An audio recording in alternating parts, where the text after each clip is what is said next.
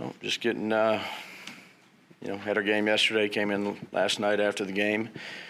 You get ready to go on Houston, and, you're excited to play this time of year and prepare this time of year. Not enough hours in the day. When you get to this point, really good team we're playing with, coaches that I've been familiar with that I got a lot of respect for, and Coach O'Brien and Coach Cornell and Coach Seeley on special teams, well-coached team. Coach O'Brien's done a really good job there with that organization. And Coach Cornell, I just got a tremendous amount of respect for him and, the career he's had and who he's worked under. This will be a tough task and got a lot of work ahead of us. How much tougher does that task get with the addition of J.J.Watt? Yeah, tough. You go back and you try to evaluate as many games as you can, which is all of them, in last year. And certainly he was, he's an exceptional football player. He's been an all-pro for a variety of reasons. He's dynamic. He can affect the pass game. He can affect the run game. Got a lot of respect for him of how he handles himself off the field as well and the things he's done. But, on the field, he's a beast. And you got to have a plan for him. And Merciless is a pretty good player too. So 2 first-rounders there, and you add 4 first-rounders in the secondary with Roby and Conley and Hargraves and Jonathan Joseph, who's a veteran that just doesn't seem like he aged. That's a pretty good recipe. How far? What do you recall from what have you seen in the growth that Josh has made since he got hurt in that game in Houston, and he felt that the 4 weeks of sitting back helped him in perspective, and he grew from that. If you reflect back, did you see that in him? Be honest with you, I haven't reflected back too much right now. We have a tall task ahead of us. That's probably for another time, or a good question for Josh. What we got to do is, been part of this time of season for a good amount of games, and your focus and concentration has to be at the task at hand. It really does, because you're in a win or go home mentality from how you practice to how you prepare to the game plan. Every little detail matters, and that's where our focus is going to be. Just to follow up then on that, in that sense, how do you think this past month has prepared Josh for being on a stage like this? Yeah, we'll see. He hasn't been in a playoff game. And again, you really got to go back to the basics, though, when we've talked about this time in and time and again. Like, what wins in September wins in January. Taking care of the football, making good decisions, getting us into the right checks. Like, all those things matter in September. They matter in January.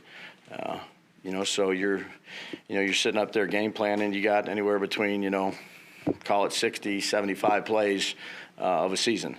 And you have to try to put your best plan together, and then you got to go ahead and have a good week of practice. And you're playing, you're playing a really good team. Brian, yourself, Sean, Leslie as well, you guys have all been through a lot of playoff games, collectively as a staff, but players maybe not as Sure. much.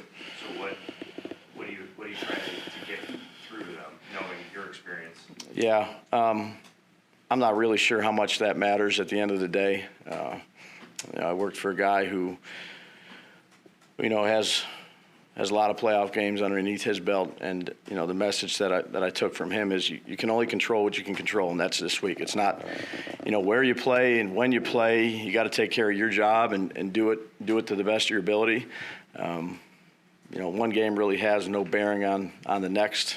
Whether it was being in the Super Bowl versus being in a wild card versus being in a divisional game or an AFC championship game. They're all important, and each week is its own week. And we're going to have to do a good job with our stuff, and then getting ready for Coach Cornell's defense and all the players that they got there. Brian, after watching Duke and Tommy and TJ all perform yesterday, can you just take us into the challenges that these guys, everybody around the roster, poses you every week on deciding who's up, who's down, and really how that's all kind of sifted through? Sure. Each week we sit down as a coaching staff, led by Coach McDermott, and we talk about, you only get 46 guys to go to a game, and, each role is important for the team, whatever that may be, whether it's a gunner, a punt returner, an R4 on the kickoff, like whatever that is, you have to try to put your best guys out there, and that's collectively as a team. It's just not one unit. So each week is a different week for us as a staff, with Heath and Leslie and obviously Sean and Brandon. And it depends, on the opponent and a lot of other different things. It's got to be a good, I guess, problem to have to see guys perform like that and knowing that they're all fighting for spots that you could really kind of go either way on a lot of these guys. Sure. That's and testament to, those guys that prepare week in and week out and that are maybe put on the inactive list. It's not always the easiest thing for a player. You got to have a lot of mental toughness. You put a lot of work into it. Obviously, you love to play in a game, and each week it could be, someone else. I know they're two different franchises, but were you at the comeback game? The comeback game. Houston Oilers? Was I? Were you there? No, I was watching it. Was that? I was watching it. What was on TV? Then I wasn't there. I must have watched it 1,000 times on TV, though. It was rebroadcast. Yeah. But in the lore of Bill's history, and you're familiar with it, I mean, it's not the Titans or the Oilers, but it is Houston versus Buffalo. There's something magical to that, isn't there? That you might I don't know. That was, 20, how many years ago? 25, 26, 27? I mean, I don't know. We're worried about, Coach O'Brien's team right now and J.J.Watt and Merciless and those guys. I'm not really sure any of that has anything to do with this one. Brian, we've heard Josh even admit as recently as New England that sometimes he gets ramped up, especially at the beginning of games and big moments. How do you relay the message to him in his first ever playoff game to try to, I guess, throttle down, for lack of a better term, from the jump? You just try to stay in your routine. Your Monday, Tuesday, Wednesday, Thursday, or in this case, you're playing a day earlier, but stay in your routine and do the things that you've done all year to prepare for the team and take care of your body and be ready to go when the times come. Is it really something only experience can kind of even out? I don't know. I mean, I think, look, each game is different. Again, I think this is 25 or somewhere around there that I've been part of, in each playoff game is different. The juices get flowing. It's a competitive time of year. You got to do a good job of trying to stay as level-headed as you can because, there's a lot that goes into it, and you want to put your best foot forward. You want to win the game, you want to win it so bad. But you got to stay consistent with your routine and the things that you've done out throughout the year. Coached in a lot of NFL playoff games, but I think this will be your first time calling plays. Yeah. How do you kind of deal with just the emotions that come with that? And you think your experience will help you keep a level head through all that? Yeah, kind of same. You try to keep the same routine. They're competitive games. It might not be, in the pros. We had a couple games there at the end in the college world, the national championship, and a come from behind type deal. You got to try to keep your emotions in check, and again, try to do the best job you can of working with the staff. The staff's been doing a really good job of trying to come up with some good game plan and stay consistent, level-headed, and trust that the things that you've seen on tape and the plan that you put together is going to be the right plan. You mentioned the personnel the Texans have on defense, but what do you make of the guy that is moving chess pieces around? Romeo Crennel's pretty good at disguising things. Yeah.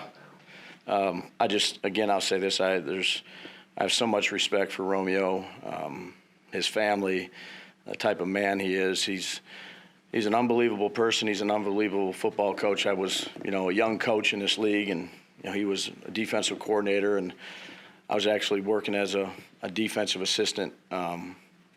Just a great person, a great coach. I think garners a lot of respect from most people in the league, his players, other people he's worked for. Smart. You know, he's worked for, you know, some really good coaches, and Coach Parcells and Coach Belichick, and, you know, he has his own stamp. He's been doing it a really long time, and he's really good at it. What was going through your mind when you saw Isaiah line up in the corner? Yeah, I did a double take. But Isaiah, you know, I got a lot of respect for Isaiah and the way he goes about his business. He's a competitive kid. He's a tough kid. But yeah, you know, I've been part of some teams where receivers have played defensive back. You know, Troy Brown played a good amount of it. You know, the more you can do, the more you can do. Thanks, guys. Thanks, guys.